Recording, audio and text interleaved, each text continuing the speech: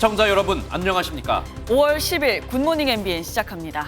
먼저 오늘의 주요 뉴스입니다. 윤석열 대통령이 오늘로 취임 1년을 맞았습니다. 윤 대통령은 지난 1년 동안 가장 큰 변화로 외교와 안보를 꼽았고 거대 야당에 막혀 필요한 제도를 정비하기 어려웠다고 밝혔습니다. 김남국 더불어민주당 의원이 국민 눈높이에 맞는 모습을 보여드리지 못했다며 가상자산 보유 논란이 불거진 지 나흘 만에 사과했습니다. 검찰은 김 의원의 계좌에 대한 영장을 재청구하는 방안을 검토하고 있습니다. 국민의힘 윤리위원회가 오늘 부적절한 언행으로 잇따라 논란을 일으킨 김재원 태용호 최고위원에 대한 징계 수위를 결정합니다.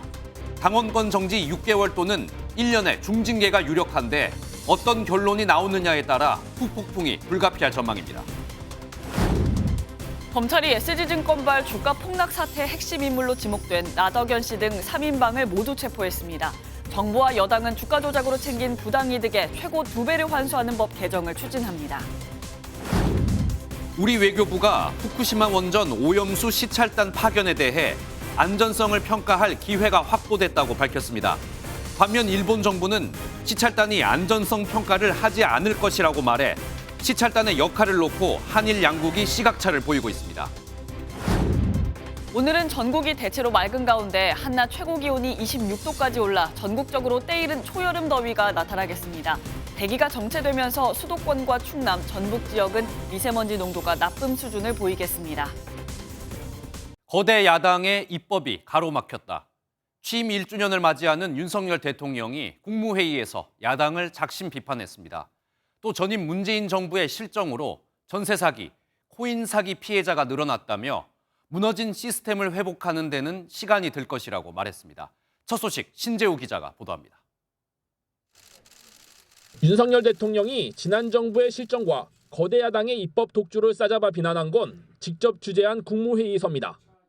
무너진 시스템을 회복하고 체감할 만한 성과를 이루기에는 시간이 필요합니다. 거야 입법에 가로막혀 필요한 제도를 정비하기 어려웠던 점도 솔직히 있습니다. 특히 전 정부 때 무너진 분야를 조목조목 언급했습니다. 부동산 정책은 집값 급등과 시장 교란을 초래해 전세 사기의 토양이 됐다고 지적했고 증권 합수단 해체로 금융투자 사기를 활개치게 만들었다고 비판했습니다. 특히 가상화폐 투자 사기는 서민, 청년을 대상으로 한 약자 범죄라고 지적했는데 최근 김남국 더불어민주당 의원의 코인 보유 논란을 의식한 것으로 보입니다. 그러면서 한일 정상회담으로 한미일 공조가 돈독해졌다며 취임 후 가장 큰 성과로 외교안보 분야를 꼽기도 했습니다. 제가 대통령직에 취임한 1년 전 이맘때를 생각하면 외교 안보만큼 큰 변화가 이루어진 분야도 없습니다. 또 윤석열 대통령은 국정기조와 맞지 않는 인사들에 대한 엄중 조치를 예고했습니다. 전현희 권익위원장, 한상혁 방통위원장 등 이른바 전임 정부 알박기 인사들에 대한 경고성 메시지로 풀이됩니다. MBN 뉴스 신재우입니다. 윤석열 정부의 지난 1년 의회 권력을 가진 야당과 정부 여당의 극한 대치가 이어지며 여러 국정 과제들이 국회 문턱을 넘지 못했습니다. 윤석열 대통령의 취임 1주년 평가 역시 예상대로 극과 극을 보여줬습니다. 이어서 강세연 기자입니다. 지난 1년간 윤석열 정부의 국정과제 법률안 298건 가운데 국회를 통과한 건 103건, 35%에 그쳤습니다. 나랏돈 씀씀이를 억제하는 재정준칙 법제화나 지역균형 발전 컨트롤 타워인 지방시대위원회 출범 등 정부의 중점 처리 법안 상당수가 국회 문턱을 넘지 못하고 있는 겁니다. 국정 운영의 첫발인 정부 조직 개편은 윤석열 대통령의 대선 공약 여가부 폐지가 제외됐습니다. 아직도 정부 조직법이 정비가 되지를 않아서 새 정부에 가야 될 방향에 큰 어려움이 많습니다. 여가부가 폐지될 일이 아니라 오히려 기능이 강화, 확대돼야 될 시기여서 야당은 양국관리법에 이어 간호법, 노란봉투법, 방송법 등 정부 입장과 충돌하는 법안들을 밀어붙이고 있습니다. 여당으로서 특별한 대책 없이 이 상황을 지켜볼 수만은 없습니다. 그래서 강행 처리할 경우 대통령께 제2 요구권을 건의할 수밖에 없다고. 국회 입법권을 정면 부정하고 무시한 대통령에 대해서 강력히 규탄합니다. 상황이 이렇다 보니 지난 1년에 대한 여야 평가도 극명하게 엇갈렸습니다. 지난 1년의 기간을 돌아보면 절벽을 향해 달리고 있는 위기의 대한민국을 다시 바로 세우는 시간이었다. 지난 1년은 불균형과 불통과 불안, 산불이 유난히 국민을 힘들게 한 한 해였습니다. MBN 뉴스 강세현입니다. 윤석열 대통령은 지난 1년 동안 한미동맹 강화와 3대 개혁 추진 등 다양한 성과를 남겼습니다. 하지만 인사 논란과 정책 혼선 등으로 여론의 질타를 받기도 했는데요. 특히 야당과의 대화 단절로 소통과 협치가 사라졌다는 비판이 여전합니다. 윤석열 대통령의 지난 1년, 원중희 기자가 돌아봤습니다.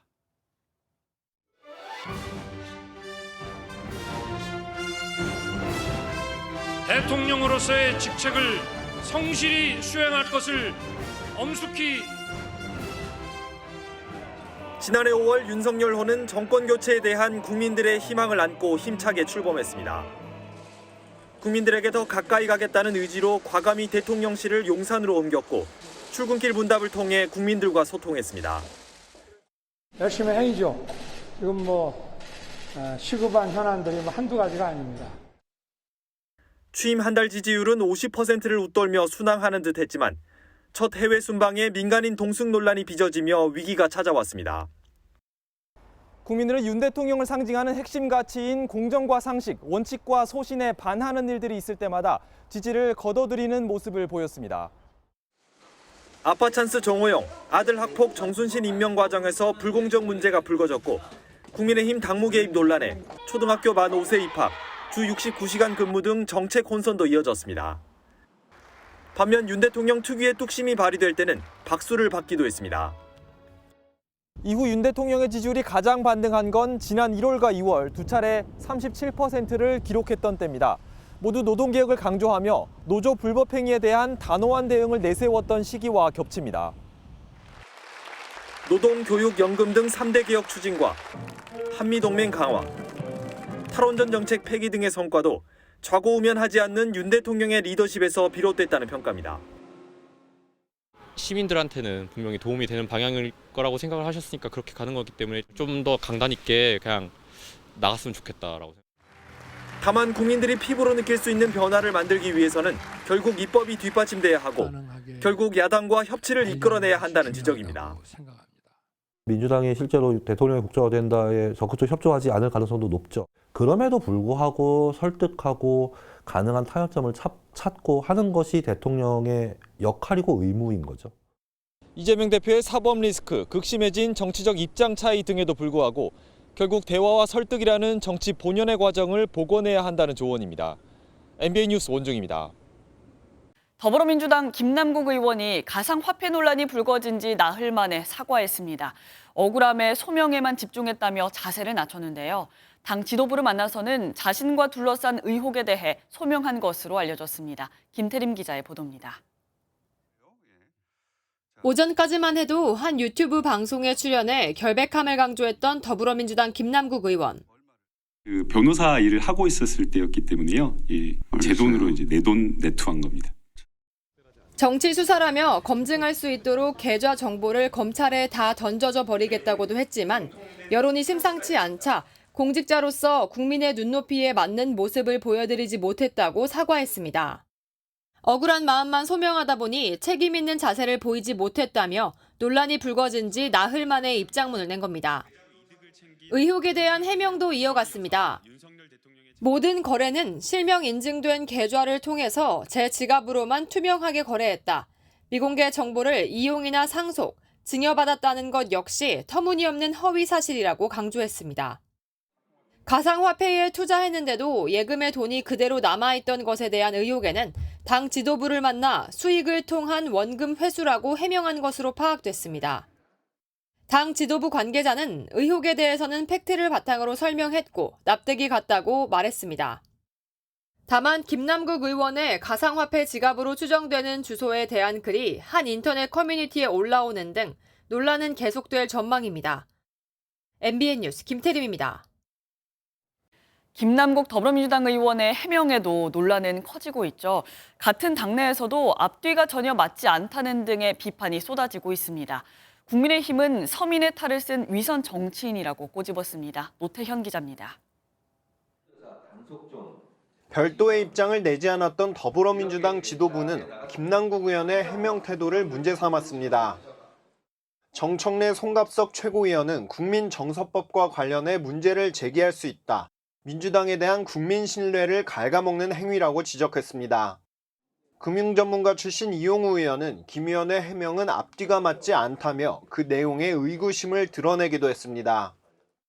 금융정보분석원이 이상거래로 탐지했다는 것은 1,000만 원 이상의 현금 인출이 여러 번 있었다는 걸 추정할 수가 있고 법적 문제가 없어서 문제가 없다. 그런 거는 정치인으로서 공감 능력이 오는 14일 열리는 쇄신 의원총회에서도 김 의원 관련 논란이 논의될 걸로 보입니다.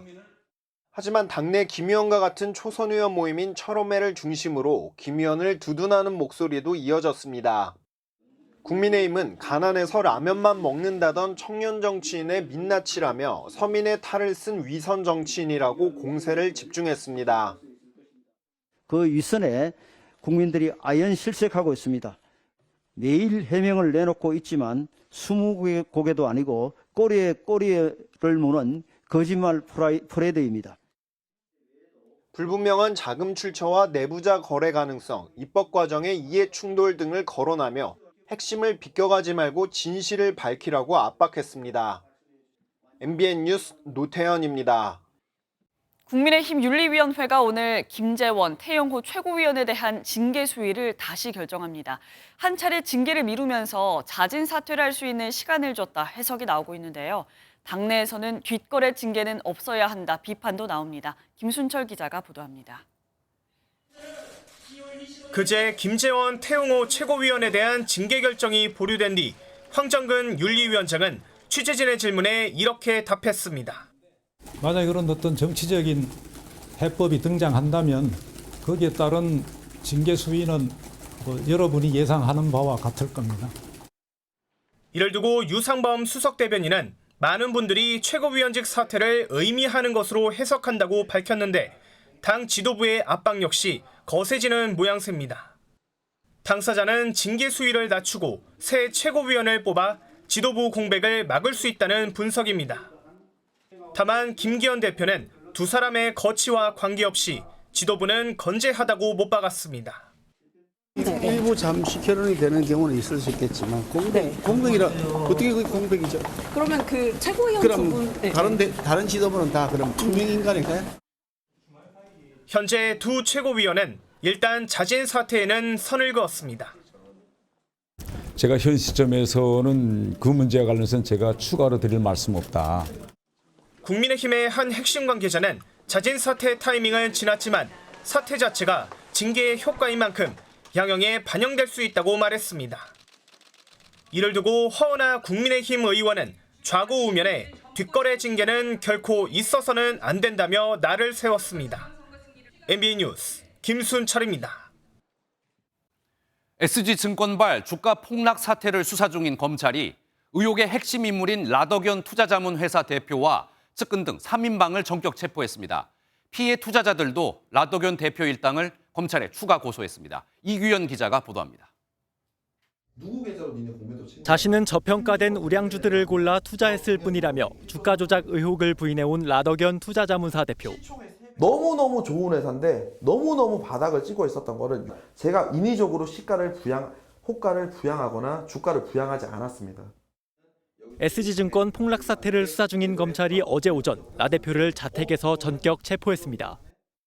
혐의는 자본시장법 위반과 범죄수익은닉법 위반. 라 대표가 금융당국에 등록되지 않은 투자자문사를 운영하며 투자자들 개인정보를 이용해 주가를 조작하고 투자 수익 일부를 수수료 명목으로 빼돌렸다는 겁니다. 검찰은 라 대표에 이어 핵심 인물인 측근 변모 씨와 전직 프로골퍼 안모 씨도 체포했습니다.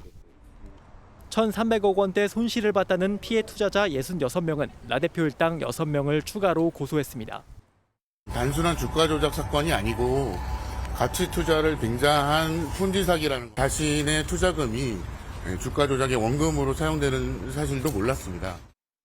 검찰은 핵심 피의자들에 대한 조사를 마친 뒤 구속영장 청구를 검토할 방침입니다. MBN 뉴스 이규현입니다.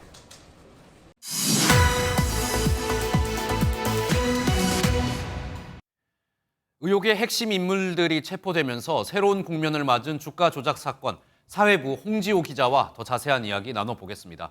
홍 기자 어서 오십시오.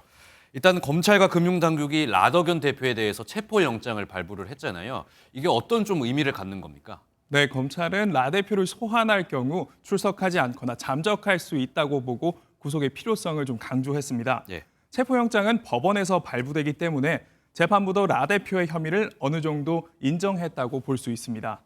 고소득 투자자 모집을 주도한 인물인 변모 씨와 전직 프로골퍼 안 씨도 같은 방식으로 체포됐죠.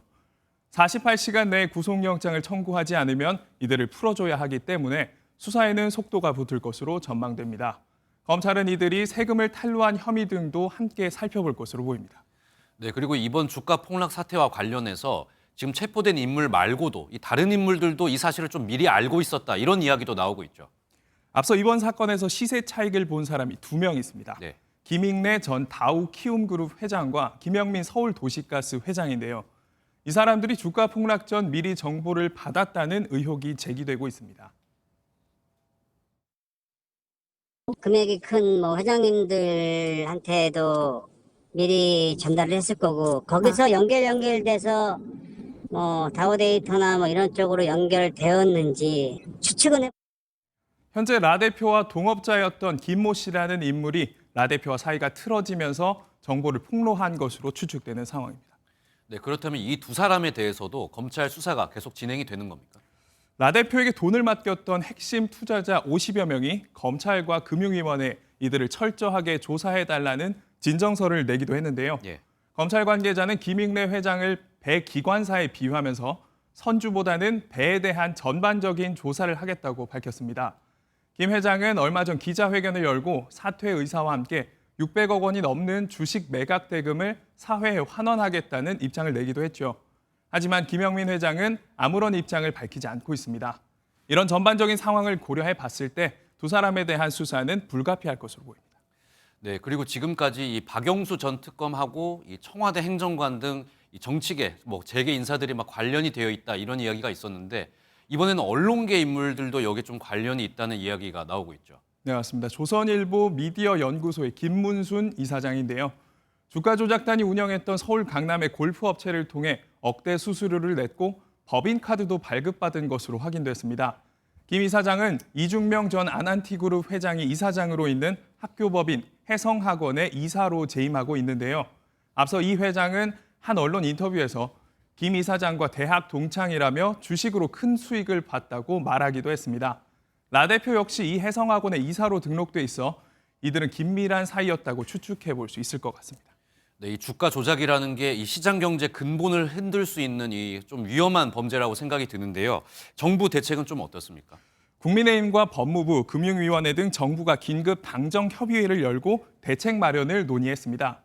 시장 감사 시스템을 대폭 개편하고 부당이득을 2배까지 환수하겠다는 대책을 내놨습니다. 자본시장법을 조속히 개정 처리하기로 했습니다. 주가 조작 적발 시에 10년간 자본시장 거래를 제한하고 또 금융범죄 합동수사단을 정식 직제화하고 관련법 개정을 위해 야당과 협의에 나서기로 했습니다. 네, 오늘 말씀 잘 들었습니다. 지금까지 사회부 홍지호 기자였습니다. 이태원 참사 부실 대응 책임으로 국회에서 탄핵 소추된 이상민 행정안전부 장관의 탄핵 심판이 본격적으로 시작됐습니다. 이 장관을 파면하지 않는다면 앞으로 참사 재발을 막을 수 없을 것이라는 주장과 참사를 예측한 사람이 있느냐는 책임론 부인이 팽팽하게 맞섰습니다. 유호정 기자입니다. 이상민 행정안전부 장관이 자신의 탄핵 심판 첫 변론 기일에 출석했습니다. 국회에서 야당 주도로 이 장관의 탄핵 소추안이 통과된 지 약 석 달 만입니다. 국정의 공백과 차질을 조속히 매듭을 짓고 모든 것이 원활하게 돌아갈 수 있도록 오늘 심리에 성심껏 임하겠습니다. 첫 변론에서 검찰 역할인 국회 측은 이 장관이 참사 예방 의무를 다하지 않았고 대응도 미흡했다며 탄핵 인용을 요청했습니다. 반면 이 장관 측은 예측할 수 없는 사고였고 장관에게 부여된 모든 의무를 수행했다고 맞섰습니다. 여야 의원들도 헌재를 찾아 공방을 벌였습니다. 탄핵 소추권이 남용됨으로 인해 무의미한 절차가 진행되는 것에 대해서 대단히 유감스럽게 생각합니다. 충분히 쟁점이 만들어져 있다고 생각하고요. 저희는 반드시 탄핵이 이루어질 거라고 믿습니다. 이태원 참사 유가족들은 헌재 앞에서 기자회견을 열고 이 장관 파면을 촉구했습니다. 이상민 장관을 파면함으로써 헌법을 수호하는 숭고한 사명을 다해 주시기 바랍니다. 헌재는 오는 23일 2차 변론 기일을 열고 행정안전부 관계자들을 증인으로 불러 신문할 예정입니다. MBN 뉴스 유호정입니다. 오늘도 하늘은 대체로 맑겠고 기온은 어제보다 더 오르겠습니다. 내륙을 중심으로 초여름 더위가 나타나겠는데요. 김나영 기상캐스터 자세한 날씨 알려주시죠.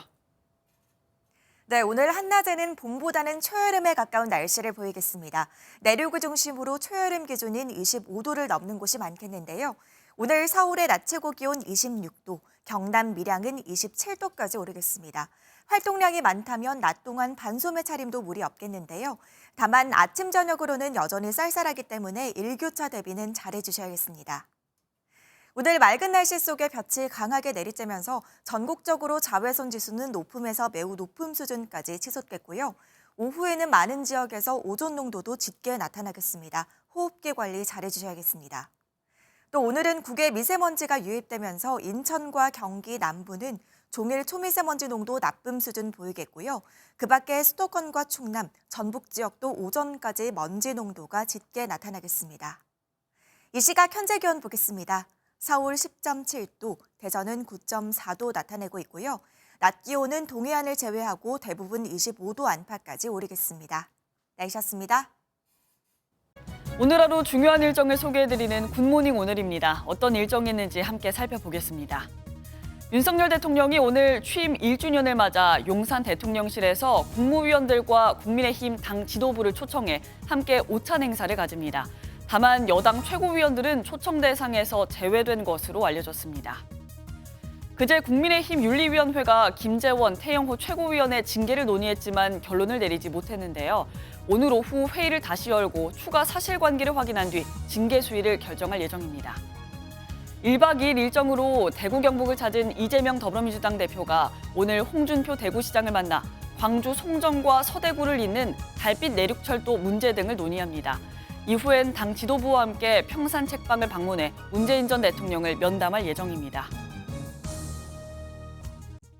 한미, 한일 정상회담을 거치면서 북한의 미사일 정보가 실시간으로 공유되는 한미일 군사체계가 빠르게 구축되고 있습니다.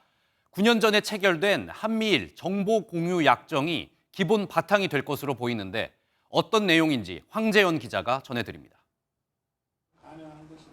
지난해 11월 캄보디아에서 열린 한미일 정상회담에서 북한 미사일 정보를 실시간 공유하기로 합의한 3국 정상. 지난 한일 정상회담에서도 다시 한번 확인됐습니다. 북한 미사일 경보 정보의 실시간 공유와 관련해서 실현 방안에 대해 당국 간 논의가 진행되고 있음을 환영하고 다음 주 예정된 한미일 정상회담을 앞두고 대통령실 고위 관계자는 세 나라 군 당국이 체계를 만들어가고 있고 이를 조속히 구축할 것이라고 전했습니다. 해당 체계는 지난 2014년 체결된 한미일 정보공유약정 T4를 준용한 시스템이 될 가능성이 큽니다. T4 방식에 따르면 우리나라가 수집한 북핵과 미사일 정보를 미국 국방부에 전달하면 미국 국방부가 우리 정부의 승인을 거쳐 일본 방위성에 이를 전달하게 됩니다. 거꾸로 일본이 수집한 정보도 미국을 거쳐 우리나라가 받게 됩니다.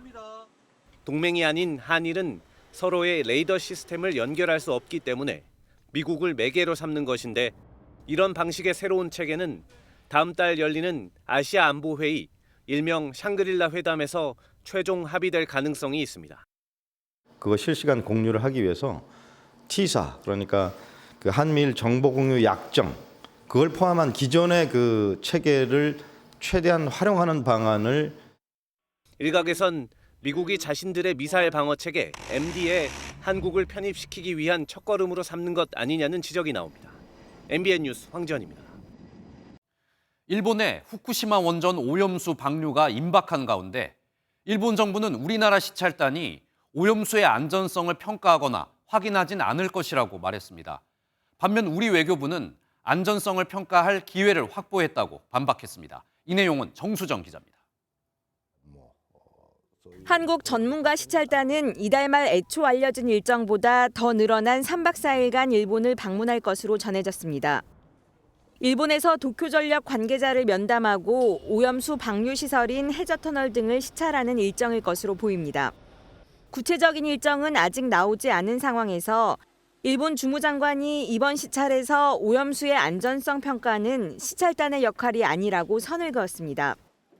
したがってあくまで韓国側の理解を深めてもらうための対応ということでありまして、IAEA のレビューのように何か安全、ALPS処理水の安全性について評価や確認を行うものではないということであります。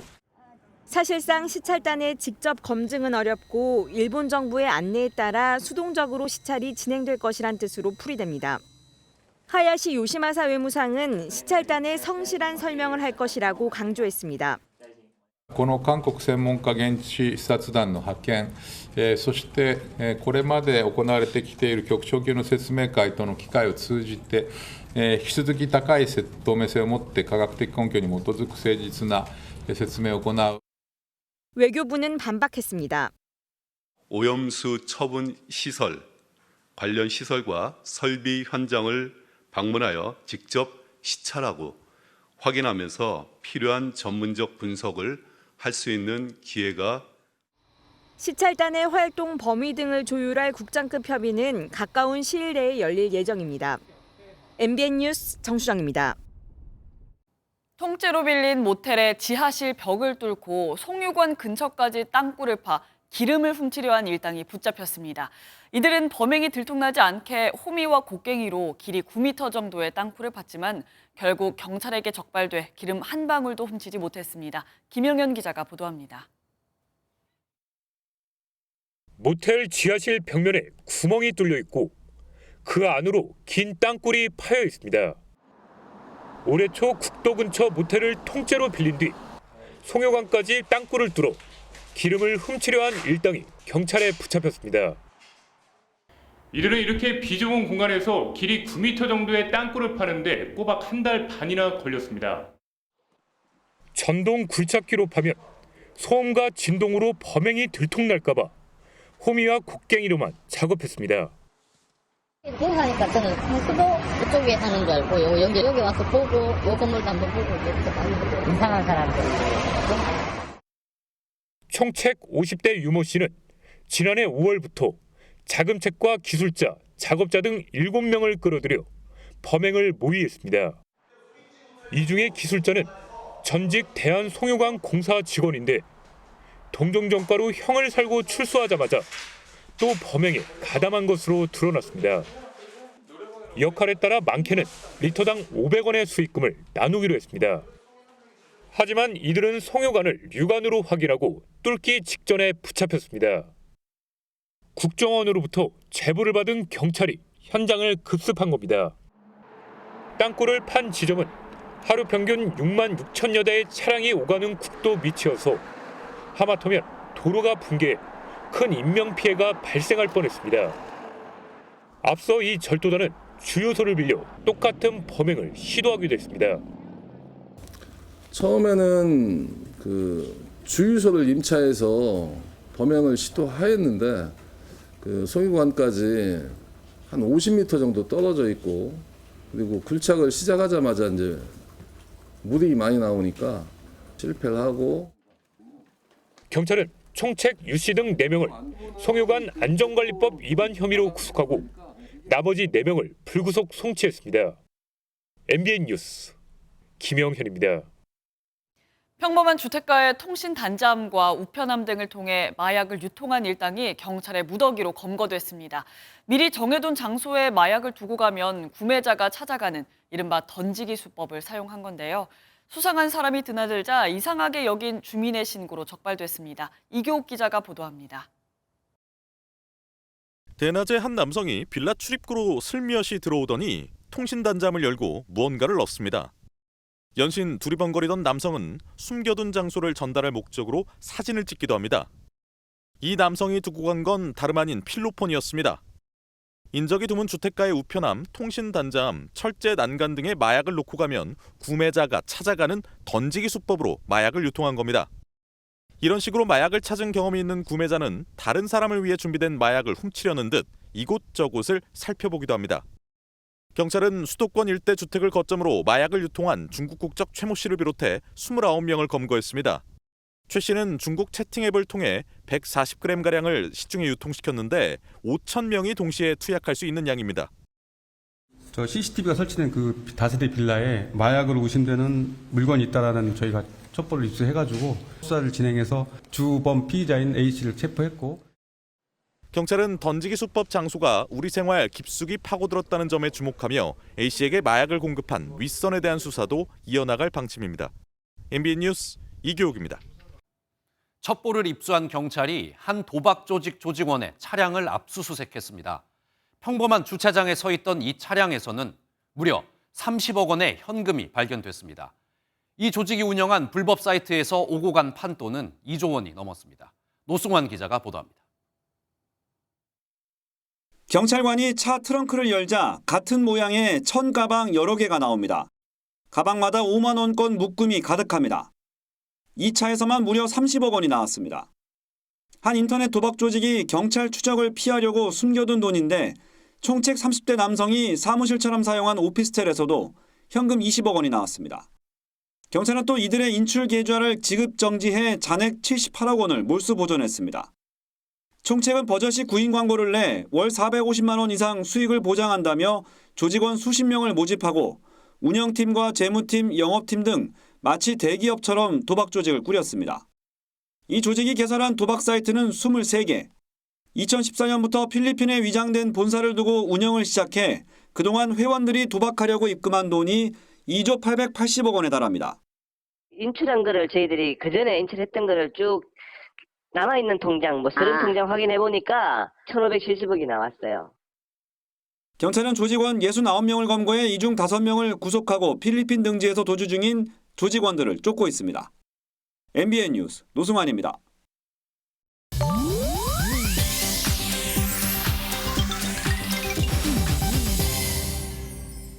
인터넷에 화제가 되는 소식들을 모아 전해드리는 인터넷 와글와글입니다. 정몽원 H1그룹 회장과 백지연 전 앵커가 사돈을 맺습니다. 재계에 따르면 정 회장의 차녀와 백 전 앵커의 외아들이 오는 6월 2일 결혼식을 올릴 예정이라고 전했는데요. 두 사람은 약 2년간 교제하다 결혼을 결정한 것으로 알려졌습니다. 정몽원 회장은 그룹 창업주인 고 정인영 명예회장의 차남으로 고 정주영 현대그룹 회장의 조카 정몽구 현대자동차그룹 명예회장과는 사촌지간입니다. 또한 백 전 앵커는 1987년 MBC에 입사해 오랜 기간 뉴스데스크 앵커를 맡다 퇴사한 이후에도 다양한 분야에서 활발한 활동을 하고 있는 만큼 자녀들의 결혼식에는 재계와 언론계 인사들이 대거 참석할 것으로 전망되고 있습니다. 할리우드 배우 엔젤리나 졸리가 돌아가신 어머니를 향한 그리움을 드러냈습니다. 어제 졸리는 자신의 SNS에 어머니의 73번째 생일을 알리는 글과 함께 사진을 올렸는데요. 눈매부터 똑 닮은 미모가 시선을 모았습니다. 졸리의 어머니는 배우 마르셀린 버트란드로 난소암에 걸려 지난 2007년 57살의 나이로 생을 마감했는데요. 졸리는 어머니의 오랜 투병을 지켜보며 가족력인 유방암과 난소암을 예방하기 위해 유방과 난소 절제술을 받고 계속해서 검진을 이어오고 있습니다. 졸리는 가족력을 파악하고 스스로 위험을 아는 것이 중요하다며 여성들은 시간을 내서 검사를 받길 바란다고 조언도 남겼습니다. 인터넷 와글와글이었습니다. 대한변호사협회가 학급폭력 피해 학생의 재판에 3차례나 출석하지 않은 권경애 변호사를 징계위원회에 넘기기로 했습니다. 변호사협회는 어제 조사위원회를 열고 만장일치로 권경애 변호사에 대한 징계 개시를 청구하기로 결정했습니다.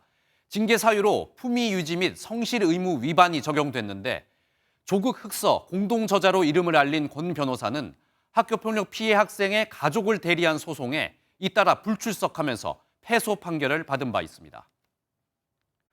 간호계 대표들의 단식 투쟁이 오늘로 이틀째를 맞이합니다. 김연경 대한간호협회 회장을 비롯한 간호계 대표들은 국회를 통과한 간호법에 대해 윤석열 대통령이 거부권을 행사할 가능성이 거론되자 무기한 단식 투쟁을 선언했습니다. 반면 대한의사협회 등 간호법 제정에 반대하는 단체들은 내일 2차 부분 파업을 예고하면서 양측의 갈등이 깊어지고 있습니다.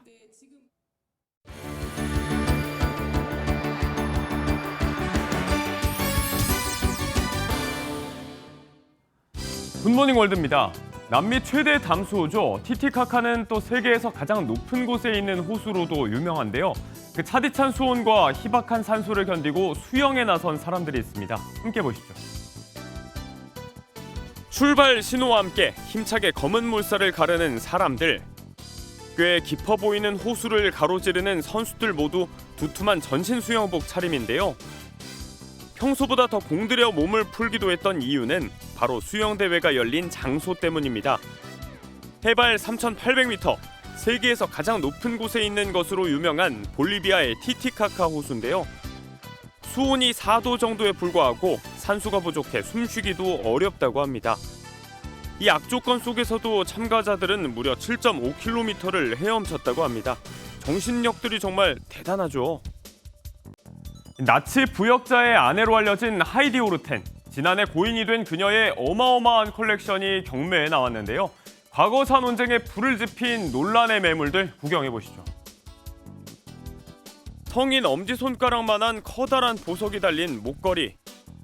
무려 90캐럿짜리 다이아몬드랍니다. 25캐럿이 넘는 매혹적인 붉은 루비와 주렁주렁 진주 목걸이까지. 이 어마어마한 컬렉션의 주인공은요, 지난해 숨진 오스트리아의 억만장자 하이디 호르텐입니다. 고인이 소장하던 보석 700점이 뉴욕 크리스티 경매에 순차적으로 나오게 된 건데요. 예상 낙찰가만 무려 2천억 원 어칠 만큼 어마어마한 수준입니다.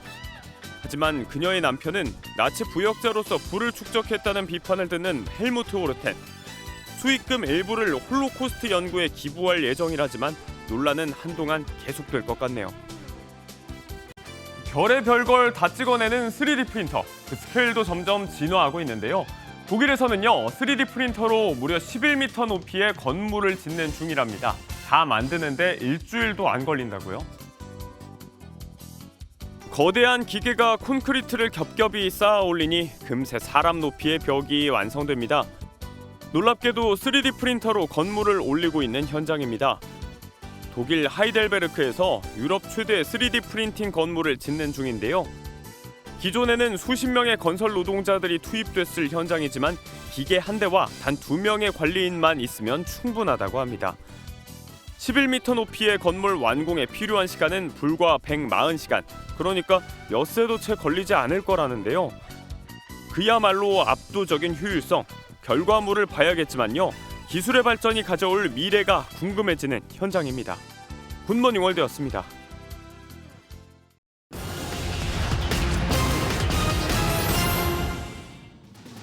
올해 한국 경제가 1.3% 성장에 그칠 것이란 어두운 전망이 나왔습니다.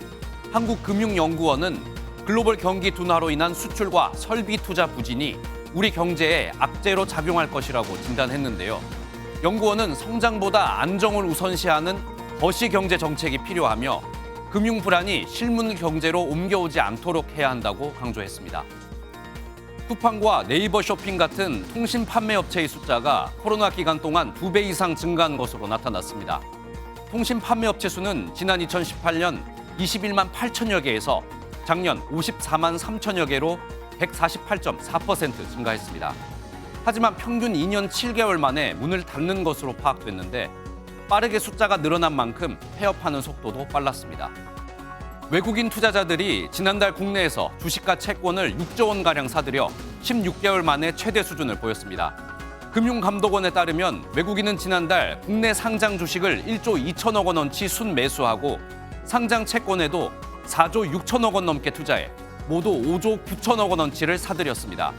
지난달 기준 외국인 보유 상장 주식은 전체 시가총액의 26.6%, 채권은 9.3%에 달했습니다. 굿모닝 경제였습니다. 한 달 넘게 미뤄진 2분기 전기요금이 이번 주 결정됩니다. 정부와 여당은 물가와 민생을 고려해 킬로와트 시당 7원 인상안을 유력하게 검토하고 있습니다. 그러나 이 정도로는 한전의 적자를 메우기에는 턱없이 부족해 전기요금이 정치 논리에 끌려다닌다는 비판이 나오고 있습니다. 보도에 장명훈 기자입니다. 정부와 여당은 전기요금 인상이 불가피하다면서도 2분기 요금 결정을 한 달 이상 미뤄왔습니다. 전문가 자담회 등 여론 수렴을 좀 더 해서 추후에 결정하기로 했습니다. 하지만 하루 수백억 원씩 쌓여가는 한국전력의 적자를 더는 방치할 수 없어 오는 11일쯤 결론을 낼 예정입니다. 유력한 안은 킬로와트 시당 7원 인상입니다. 올해 2분기 들어 전력 도매 가격이 킬로와트 시당 100원대로 떨어지면서 소폭 인상에 무게가 더 실린 것으로 분석됩니다. 4인 가구 기준 월 전기요금은 2,500원가량 늘어 5만 원대 초반이 될 전망입니다. 하지만 눈덩이처럼 불어난 한전의 적자를 해소하기엔 역부족입니다. 지난 2년간 한전의 누적 적자는 약 38조 원, 요금을 킬로와트 시당 13.1원 올린 올해 1분기 손실도 5조 원이 넘을 것이라는 전망이 나옵니다. 과거 적자는 차치하더라도 앞으로 적자가 발생하지 않으려면 한 20-30원 수준은 올려야 추가적인 적자가 발생을 안 하는데 7원 정도 올리면은 적자가 대규모로 발생을 하게 되고 당정은 전기요금 인상 폭과 함께 한전의 자구안도 발표하고 국민의 양해를 구한다는 방침이지만 내년 선거를 앞두고 지나치게 정치적으로 접근한다는 비판도 나옵니다. MBN 뉴스 장명훈입니다. 일본 도쿄 쇼핑가의 한 명품 시계 매장에서 10억 원어치의 금품을 훔쳐 달아난 일당이 붙잡혔습니다. 복면을 쓴 강도단의 모습을 보고 시민들은 영화 촬영을 하는 줄 알았다고 하는데요. 체포된 강도들은 모두 10대들이었습니다. 장동건 기자입니다. 흰 복면과 검은 옷차림을 한 강도들이 진열장을 마구 깨부숩니다. 가방에 금품을 쓸어 담더니 황급히 차량을 타고 달아납니다. 퇴근 시간대인 오후 6시 15분쯤 도쿄의 번화가 긴자 한복판에서 3인조 복면 강도단은 명품 시계 매장 점원을 흉기로 위협한 뒤 시계를 포함한 상품 100여 점을 갖고 달아났습니다. 이들이 훔친 물건의 시가는 우리 돈으로 10억 원어치에 달하는 것으로 알려졌습니다. 목격자들은 영화 촬영이 있는 줄 알았다며 믿을 수 없는 장면이었다고 말했습니다. 바로 추적에 나선 경찰은 강도들이 도주할 때 쓴 렌터카를 추적해 사건 현장에서 약 3km 떨어진 주택가에서 범행에 가담한 4명을 체포했습니다. 붙잡힌 4명은 모두 10대 남성으로 서로 모르는 사이라고 진술한 것으로 전해졌습니다. 경찰은 범행을 공모한 일당이 총 5명인 것으로 보고 나머지 1명의 행방을 쫓는 한편 구체적인 범행 동기와 경위를 조사하고 있습니다. MBN 뉴스 장동건입니다. 도널드 트럼프 전 미국 대통령이 성추행 의혹과 관련한 민사소송에서 패소했습니다. 배심원단은 500만 달러, 우리 돈 66억 원의 피해 보상을 명령했는데요. 트럼프 전 대통령은 마녀 사냥이라며 즉각 반발했습니다. 워싱턴에서 최중락 특파원입니다. 27년 전 트럼프 전 대통령에게 성폭행을 당했다며 소송을 제기한 이진 캐럴. 승소 결정 이후 환한 미소를 지으며 법원을 빠져나왔습니다.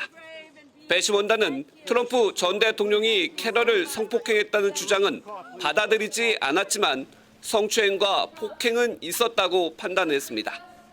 트럼프 전 대통령은 캐럴이 누군지도 모른다고 부인했고 She's accusing me of rape. A woman that I have no idea who she is.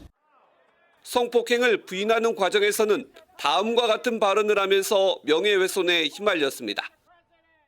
She's not my type, and that's 100% true. She's not my type.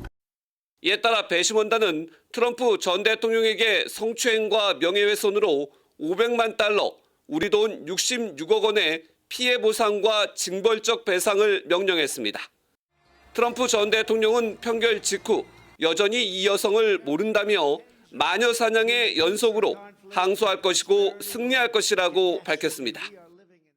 현재까지 12명의 여성이 트럼프 전 대통령을 성추행 혐의로 고발했지만 법원이 인정한 것은 이번이 처음이어서 다른 사건과 내년 대선에 미칠 영향에도 관심이 쏠립니다.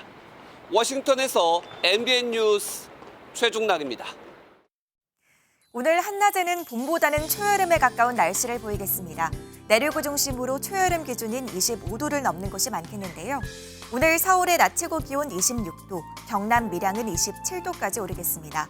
활동량이 많다면 낮 동안 반소매 차림도 무리 없겠는데요. 다만 아침 저녁으로는 여전히 쌀쌀하기 때문에 일교차 대비는 잘해주셔야겠습니다. 오늘 낮 동안 볕이 강하게 내리쬐면서 전국적으로 자외선 지수는 높음에서 매우 높음 수준까지 치솟겠고요. 오후에는 많은 지역에서 오존 농도도 짙게 나타나겠습니다. 또 여기에 국외 미세먼지까지 유입되면서 인천과 경기 남부는 종일 초미세먼지 농도 나쁨 수준 보이겠고요. 그 밖에 수도권과 충남, 전북 지역도 오전까지 먼지 농도가 짙게 나타나겠습니다. 호흡기 관리에 유의하셔야겠습니다. 오늘도 하늘 자체는 대체로 맑겠지만 아침까지 내륙 곳곳에는 가시거리 1km 미만의 안개가 끼는 곳이 있겠습니다. 이 시각 현재 기온 보겠습니다. 서울 11.5도, 대전은 9.9도 나타내고 있고요. 낮 기온은 동해안을 제외하고 대부분 25도 안팎까지 오르겠습니다. 당분간 내륙은 맑거나 구름만 지나겠고요. 모레부터는 계절의 시계가 제자리를 되찾겠습니다. 날씨였습니다. 수요일 아침 굿모닝 MBN 마칩니다. 함께해 주신 여러분 고맙습니다.